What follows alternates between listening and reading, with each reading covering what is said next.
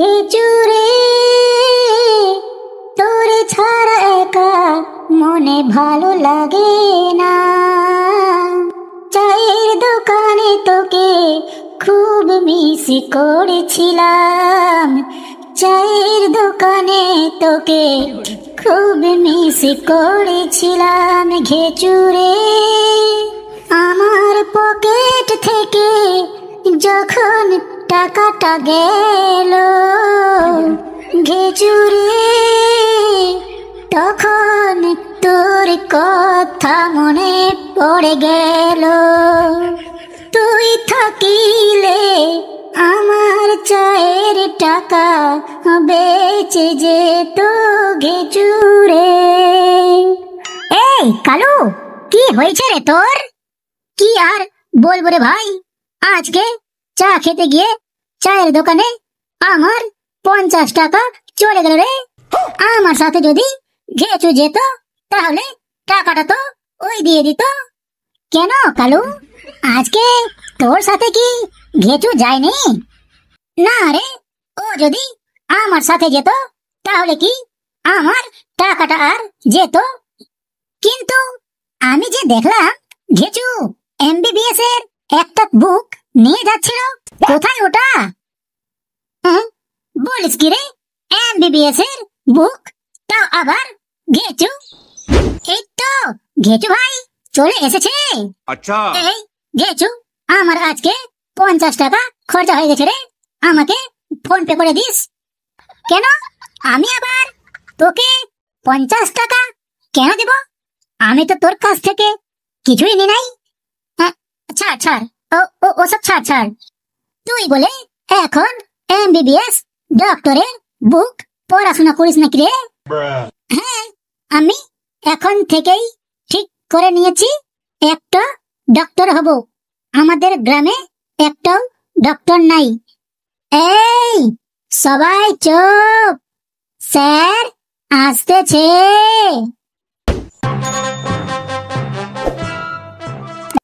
কে কে ওটা? আমাদের ক্লাস থেকে ডক্টর হবে কে? দেখি তো একটু মুখটা। ঘেচু স্যার, ঘেচু। ও বলে এমবিবিএস ডক্টর হবে। আচ্ছা ঘেচু, তুই দাঁড়া তো। তোর মধ্যে হঠাৎ করে ডক্টরের ভূত ঢুকলো কি করে রে? তোর মধ্যে কি এমন দেখতে পেলি যে তুই ডক্টর হতে চাস? স্যার, একটা ডক্টর যা জানে, একটা ডক্টরের মধ্যে যে গুণ থাকা উচিত সেই সব গুণ আমার মধ্যেও আছে। আচ্ছা, তো তোর মধ্যে কি এমন গুণ আছে যে তুই ডক্টর হতে চাস, বলতো একটু। স্যার, ডক্টরের হাতের লেখা কেউ বুঝতে পারে না, আর আমার হাতের লেখাও কেউ বুঝতে পারে না। ডাক্তার তো নিজে কোনোদিন ওষুধ দেয় না, ওরা শুধু একটা কাগজ লিখে দেয়, যেটা আমিও পারবো। এখন আমি একটা নতুন ট্যাবলেট বানাচ্ছি, যেটার মধ্যে দুনিয়ার সবগুলো ট্যাবলেট মিক্স থাকবে। তখন যার যেটাই রোগ হোক না কেন, ওই একটা ট্যাবলেট খেলেই মুক্তি। আচ্ছা, তোর মধ্যে তাহলে এইসব বুদ্ধি আছে, যার জন্য তুই ডক্টর হতে চাচ্ছিস? স্যার, আমি কালকেই একটা ব্যাঙের অপারেশন করলাম, আমার অপারেশন একদম সাকসেসফুল হয়েছে। আচ্ছা, তুই তাহলে ব্যাঙের অপারেশন করেছিস? তো ব্যাঙটার কি এমন হয়েছিল যে তুই অপারেশন করলি ব্যাঙটার? স্যার, ব্যাঙটার জ্বর হয়ে গেছিল, তার জন্যই ভাবলাম একটু ভেতরে অপারেশন করে দেখি জ্বরটা কোথায় হয়েছে। ব্যাঙের জ্বর হয়েছে আর তুই অপারেশন করে দিলি? তার মানে যদি কারো গ্যাস হয়ে যায় তখন তুই ওর গ্যাস বার করার জন্য আবার অপারেশন করবি। আর যদি কারো সর্দি কাশি এইসব হয়, তাহলে কি তুই ওদের নাক অপারেশন করবি? হ্যাঁ স্যার, যেই জায়গায় জ্বর হয় যদি ওই জায়গাটাই বের করে দেওয়া হয় তাহলে আর জ্বর হওয়ার সম্ভাবনা থাকবে না। আচ্ছা, যেই জায়গায় জ্বর হবে ওই জায়গাটা তুই বের করে দিবি। এইরকম করে ওর যদি 10-15 বার জ্বর হয় তখন ওর পুরো বডিটাই তো তুই বের করে দিবি রে। এই গেছো, চুপচাপ বস। স্যার, আমার কয়েকটা প্রশ্ন আছে, যদি উত্তর দেন। তোর আবার কি প্রশ্ন রে কালু? স্যার, যদি কাউকে বাথরুম যাওয়ার সময় বিষাক্ত সাপ কেটে নেয় তখন কি ও বাথরুমে যাবে নাকি হসপিটালে? তোর আবার এই উল্টা পাল্টা প্রশ্ন চালু হয়ে গেল। স্যার, আমার আর একটা প্রশ্ন আছে। তুই এত প্রশ্ন পাস করতে করে, বেশ বল। স্যার, আমরা তো দেখি যখন বাচ্চা কোথাও যেতে ভয় পায় তখন বাড়ির মা বাবা ওখানে যেতে বারণ করে বা যেতে দেয় না, কিন্তু আমার কথা হলো ওরা তো এক্সাম হলেও যেতে ভয় পায়, তাহলে ওখানে ওদের যেতে কেন বারণ করে না? কালু, আমি কিন্তু তোর মাথা ফাটিয়ে দেব। স্যার, আমার আর একটা লাস্ট প্রশ্ন। অন্ধ মানুষ কখন ঘুমায়? কেন রাতে? রাত না দিন, এটা অন্ধ মানুষ জানলো কিভাবে স্যার?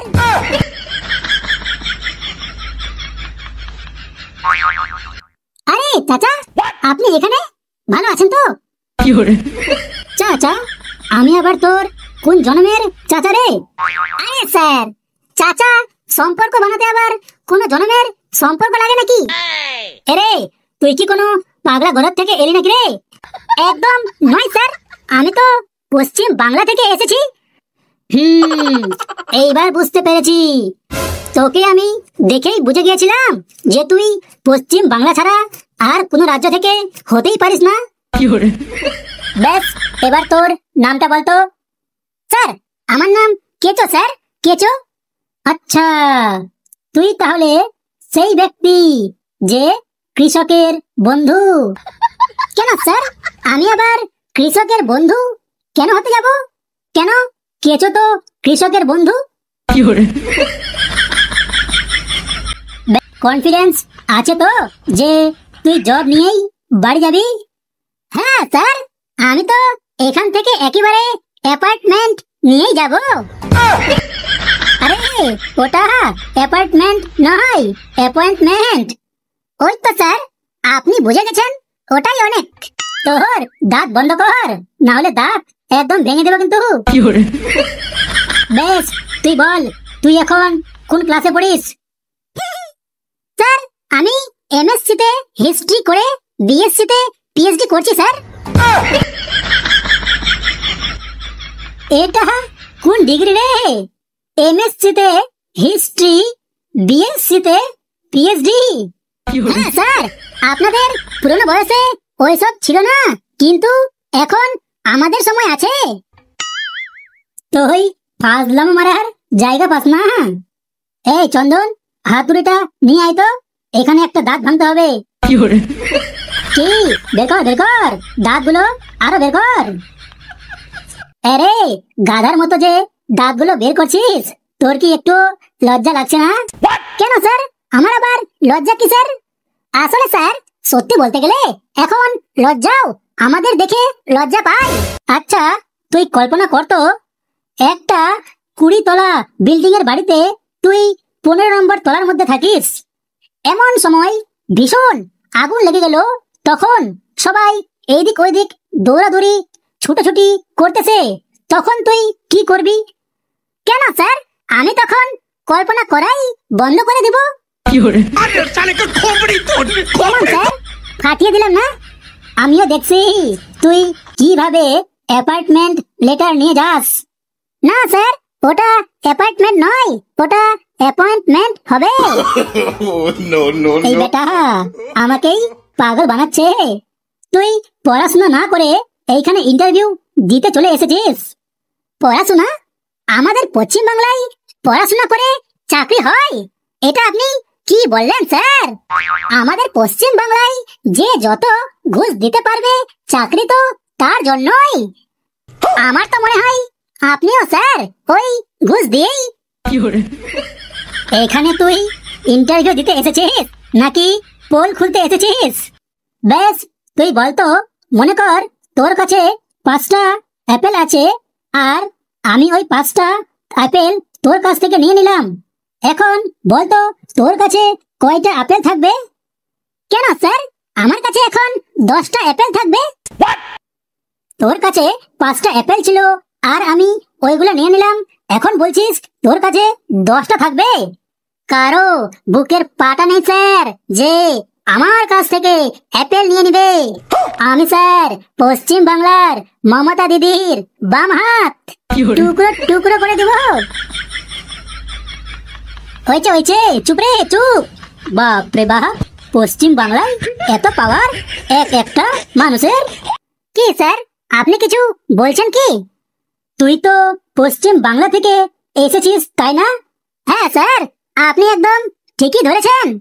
তাহলে তুই বলতো পশ্চিমবঙ্গের বিখ্যাত শিল্প কোনটি? কেন স্যার, পশ্চিমবঙ্গের বিখ্যাত শিল্প হলো চপ শিল্প। এই শিল্প তো এখন শুধু আমাদের পশ্চিম বাংলা নয়, সারা বিশ্বে ছড়িয়ে পড়বে। এটা আবার কে বানালো রে? কেন স্যার, এটা তো আমাদের মাননীয় মুখ্যমন্ত্রী বানিয়েছেন। শুধু কি এটাই শিল্প? এটা তো এখন পুরো ইউনিভার্সিটি তৈরি হবে, যেখানে শেখানো হবে কিভাবে চপ ভাজতে হয়, কি কি মিক্স করতে হয়, আরো কত কিছু।